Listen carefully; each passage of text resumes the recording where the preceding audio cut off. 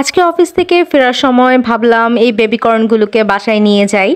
এখানের মানুষজন এই বেবি কর্নগুলোকে খেতে খুব বেশি পছন্দ করে। তো এখানে সবাই আসলে সিদ্ধ করে খায় হলুদ দিয়ে।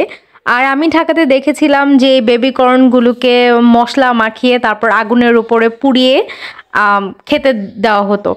সো আমার মনে হলো যে আসলে আমি তো কখনো ট্রাই করি নাই, শুধু ভুট্টা থেকে পপকর্ন যে হয় সেটাই খেয়েছি। সো আজকে একটু ভুট্টাটা খাই, সেজন্যই নিয়ে আসলাম। যেই ভাবনা সেই কাজ অনুযায়ী আমি লেগে পড়লাম কাজে। এগুলোকে ভালো করে ছিলে নিয়েছি। তারপর এখানে দুইটা ভুট্টা আমি সিদ্ধ করব, আর একটা বড় ভুট্টা যেটা আছে সেটা আমি পুড়াবো আগুন দিয়ে মশলা মাখিয়ে। আমার নলেজে যতটুকু আছে ঠিক ততটুকু দিয়েই অ্যাকচুয়ালি আমি কাজটা করব। একদমই ফার্স্ট টাইম আমি এটা ট্রাই করব।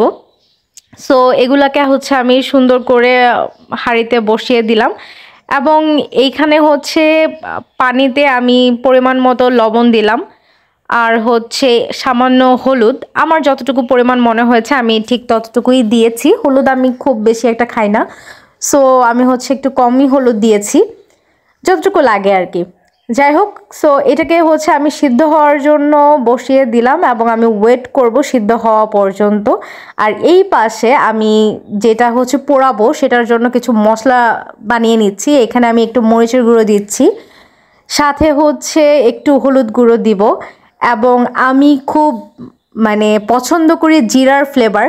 সো এইখানে জিরা তো আস্ত জিরা দিতে পারছি না, তাই সামান্য পরিমাণে জিরার গুঁড়ো দিয়ে নিচ্ছি। তো জিরার গুঁড়োটা আমি একটু বেশিই দিয়েছি, কারণ আমার খুব ভালো লাগে জিরার গুঁড়ো। যাই হোক, তারপর আমি এখানে অ্যাড করব লবণ।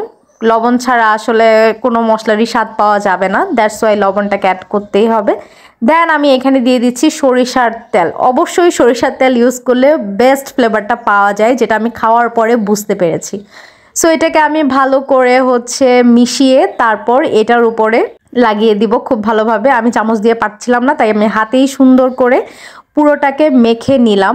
এখন এটাকে আমি আগুনের উপরে দিয়ে দিব।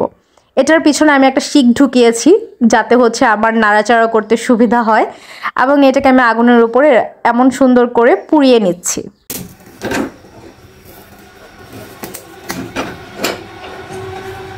পাশে হতে থাকুক, আমি একটু দেখি যেগুলো সিদ্ধ করতে বসিয়েছি সেগুলোর কি অবস্থা। সো সেগুলোও মোটামুটি সিদ্ধ হয়ে আসছে, আর এটা তো একদম জোস ভাবে হয়ে গেছে। দেখেই কেমন লোভ লাগতেছে খাওয়ার জন্য। আর যেটুকু কালো কালো অংশ আছে সেটাকে আমি একটু ক্লিন করে নিয়েছিলাম ছুরি দিয়ে এইভাবে উপর থেকে ক্লিন করা যাচ্ছিল। সো ব্যাপারটা খুব ভালোই লাগছে, দেখেই খুব লোভনীয় মনে হচ্ছিল, যেহেতু মশলা দিয়ে মাখানো ছিল। আর খেতেও কিন্তু এটা অসম্ভব মজা হয়েছে। তো এই পর্যায়ে আমার এগুলো সিদ্ধ হয়ে গেছে দুইটা। সো এই দুইটার লুক হয়েছে এরকম, দুইটাই খেতে অসম্ভব মজা। সো আজকের ভিডিওটা এই পর্যন্তই। আল্লাহ হাফেজ।